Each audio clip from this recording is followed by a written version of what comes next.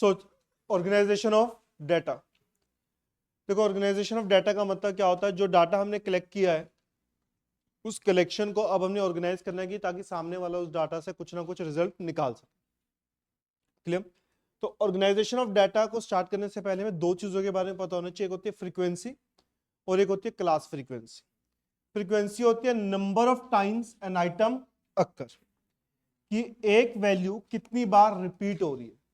For example एक x और F दिया होता है, एक्स के सामने लिखा हुआ जैसे 3 के सामने 7, तो 3 कितने टाइम्स रिपीट हुआ, 7 time, that is known as frequency.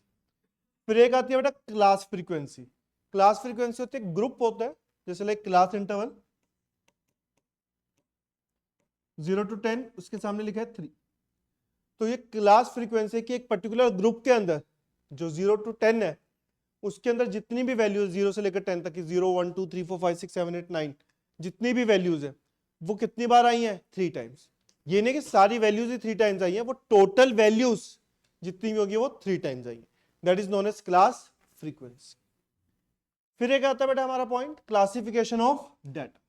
Classification means जब हम डाटा को डिवाइड करते हैं अकॉर्डिंग या ग्रुप बनाते हैं अकॉर्डिंग टू देयर कैरेक्टरिस्टिक्स, ठीक है, उसकी एफिनिटी, उसका क्या फीचर है, क्या कैरेक्टर, उसके बेसिस पर जब हम ग्रुपिंग करना शुरू करते हैं that is known as classification of data. तो उसके ऑब्जेक्टिव्स क्या बेटा, एक तो कंपैरिजन इजी हो सकता है, अगर दो ग्रुप बनाए तो हम कंपैरिजन इजीली कर सकते हैं कि किस ग्रुप को ज्यादा कौन सा ब्रॉडर है कौन सा नैरो है, वो इजीली हम कंपेयर कर सकते हैं। प्लस डाटा को अट्रैक्टिव और इफेक्टिव बनाने के लिए ग्रुपिंग करना नेसेसरी होता है। ब्रीफ फॉर्म में डाटा हमें कुछ ना कुछ समझा सकता है। कोई भी स्टैटिस्टिकल ट्रीटमेंट करने लाइक मीन मीडियन मोड कुछ भी कैलकुलेट करना है वो हम इजीली कैलकुलेट कर सकते हैं। एंड जो डाटा का मेन फीचर है वो हम उस ग्रुप से इजीली फाइंड आउट कर सकते हैं। क्लियर? फिर आता है बेटा नेक्स्ट पॉइंट हमारा कैरेक्टरिस्टिक्स क्या है इसके। फर्स्ट होमोजेनिटी, कहते हैं जो एक ग्रुप होता है उसमें एक जैसा सिमिलर डाटा होना चाहिए, ठीक है, एक ग्रुप में एक सिमिलर डाटा होगा।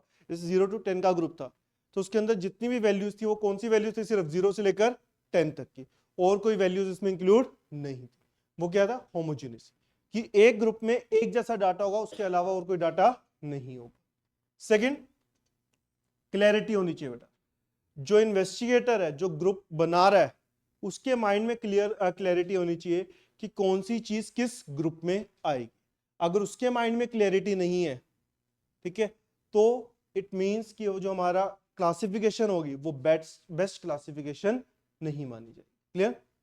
थर्ड, डाइवर्सिफिकेशन, वो कह रहे कि हर एक चीज किसी ना किसी पर्टिकुलर ग्रुप में होनी चाहिए, ठीक है, हर एक आइटम को कोई ना कोई पर्टिकुलर ग्रुप मिलना चाहिए। अगर कोई चीज पर्टिकुलर ग्रुप में नहीं आ पा रही है किसी भी ग्रुप में उसको मिसलेनियस में डाल दो, कोई चीज बट किसी बिना ग्रुप के नहीं रहनी चाहिए। क्लियर हुआ पॉइंट ये भी, कोई डाउट तो नहीं? नेक्स्ट पॉइंट, फ्लेक्सिबल, वो कह रहे हैं जो ग्रुपिंग कर रहे हो फ्लेक्सिबल भी होनी चाहिए। लेटर से मैंने क्लास को 3 ग्रुप्स में डिवाइड किया, average, below average, above average. अब मान के चलते हैं कि अबव एवरेज वाला बच्चा पढ़ना बंद कर देता है, वो पढ़ नहीं रहा, उसके नंबर नहीं आ रहे, तो क्या मैं उसका ग्रुप चेंज कर सकता हूं? हाँ, तो फ्लेक्सिबल भी हो, अगर उसका कोई कैरेक्टर चेंज हो रहा है तो उसके अकॉर्डिंगली हम उसका ग्रुप भी चेंज कर सकते। बट साथ में वो क्या कह रहे हैं, स्टेबिलिटी भी होनी चाहिए, कि अननेसेसरली हम उसको चेंज नहीं करेंगे, जब उसका कैरेक्टर चेंज होगा तो ही हम उसको चेंज करेंगे, अदरवाइज हम उसको चेंज नहीं करेंगे। समझ आया पॉइंट ये भी? फिर आता है बेटा मेथड ऑफ क्लासिफिकेशन, हम डाटा को डिवाइड कैसे कर सकते हैं, जो ग्रुपिंग करनी है हमने वो कैसे कर सकते हैं। फर्स्ट आता है ज्योग्राफिकल, किसके बेसिस पर, geography, that is on the basis of area. मान लो मैं पूरी कंट्री की इंडस्ट्रीज को डिवाइड करना चाहता हूं तो मैंने एरिया के बेस पर डिवाइड किया, पंजाब में इतनी, हरियाणा में इतनी, गुजरात में इतनी, तो वो किस में आएगा बेटा मेरा, ज्योग्राफिकल, किस में आएगा, सेकंड, क्रोनोलॉजिकल, क्रोनोलॉजिकल किसके बेस पर होता है, टाइम, जिसको हम स्पेक्ट्रल भी बोलते हैं, वो भी किसको बोलते हैं, टाइम के बेसिस पर। लाइक मैंने पॉपुलेशन को डिवाइड किया कि 1951 में हमारी इतनी पॉपुलेशन थी, 61 में इतनी पॉपुलेशन थी, 71 में इतनी पॉपुलेशन, तो किसके बेसिस पर डिवाइड हुआ बेटा, on the basis of time. किसके बेसिस पर जा रहा है, टाइम के बेसिस। नेक्स्ट आता है बेटा क्वालिटेटिव, क्वालिटेटिव होता है सामने वाले का करेक्टर, किसके बेसिस पर, करेक्टर के बेसिस। तो इसमें दो आते हैं बेटा, सिंपल क्लासिफिकेशन और मैनीफोल्ड क्लास। कौन कौन सी, सिंपल एंड मैनिफोल्ड। सिंपल होता है सिंगल कैरेक्टर, सिंपल क्या हुआ, सिंगल कैरेक्टर, और मैनिफोल्ड होता है एक से ज्यादा character. Clear? For example like मैंने पूरी क्लास को डिवाइड किया, एक कैरेक्टर क्या लिया मैंने, जेंडर, मेल और फीमेल, एक कैरेक्टर हुआ। अब अगर मैं एक से ज्यादा कैरेक्टर ले रहा हूं, जैसे लाइक आगे मैंने मेल को डिवाइड किया किसमें, लिटरेट और इलिटरेट, तो वो क्या हुआ, मैनिफोल्ड। क्या हुआ, मैनिफोल्ड, क्योंकि एक से ज्यादा कैरेक्टर। समझ आ रहा पॉइंट, कोई डाउट तो नहीं है इसमें? नेक्स्ट पॉइंट आता है बेटा हमारा क्वांटिटेटिव, किसका बेस है, क्वांटिटी। और हमने पढ़ा क्वांटिटेटिव क्या होता है, नंबर टर्म। क्या होती है, नंबर। जब हम डाटा को डिवाइड करते हैं किसके बेसिस पर, नंबर। लाइक वेट्स 70 80 80 90 90 100, ये वेट्स क्या लिए मैंने, नंबर बेस लिया, और उसके आगे मैंने फ्रीक्वेंसी रख दी। वो क्या आएगा बेटा मेरा, क्वांटिटेटिव क्लासिफिकेशन। क्या आएगा, क्वांटिटेटिव क्लासिफिकेशन। कोई डाउट? फिर आता है बेटा हमारा वेरिएबल क्या होते हैं। देखो वेरिएबल मतलब कोई भी चीज अगर हम उसको नंबर टर्म में एक्सप्रेस कर सकते हैं, मेजर कर सकते हैं, that is known as variable. क्या बोलते हैं उसको हम, वेरिएबल। ठीक है, कोई भी चीज को अगर आप नंबर टर्म में एक्सप्रेस कर रहे हो, that is known as variable. दो तरह के वेरिएबल होते हैं बेटा, डिस्क्रीट और count. Discrete variable are those variable which can never be in points, कभी भी पॉइंट्स में नहीं हो सकते, बट इट कैन जंप, वो जंप कर सकते हैं। लाइक 1 के बाद 7 आ सकता है, 7 के बाद 15 आ सकता है। कभी सुना आपने किसी ने किसी को कहते हो सर मेरी क्लास में 15.5 स्टूडेंट्स हैं, या तो 15 होंगे या 16 होंगे। ठीक है, तो इसका मतलब क्या हुआ, वो पॉइंट्स में नहीं आ सकता। अब ये तो नहीं होता 7th क्लास में अगर 70 स्टूडेंट्स है तो 8th क्लास में 71 होंगे, ऐसा तो नहीं हो। वो ज्यादा भी हो सकता है, कम भी हो सकते हैं। तो वो डिपेंड करता है सिचुएशन टू सिचुएशन। तो वो कह रहे हैं पॉइंट्स में नहीं होगा, जंप कर सकते हैं, बट वो ये भी नहीं है कि कॉन्टिन्यूस सीरीज में चलेंगे। क्लियर? और कॉन्टिन्यूस वेरिएबल वो होते हैं बेटा जो पॉइंट्स में होंगे और वो सीरियल नंबर पे ही चलेंगे, मतलब लाइन वाइज ही चलेंगे, बट वो जंप नहीं कर सकते। लाइक 51 52 53 54 55 56, वो जंप तो नहीं कर पा रहे, वो कॉन्टिन्यूसली एक एक पॉइंट से चलते जा रहे। That is known as continuous variable. समझ आ रहा है बेटा पॉइंट, कोई डाउट तो नहीं इसमें? फिर एक आता है बेटा हमारा पॉइंट रो डाटा।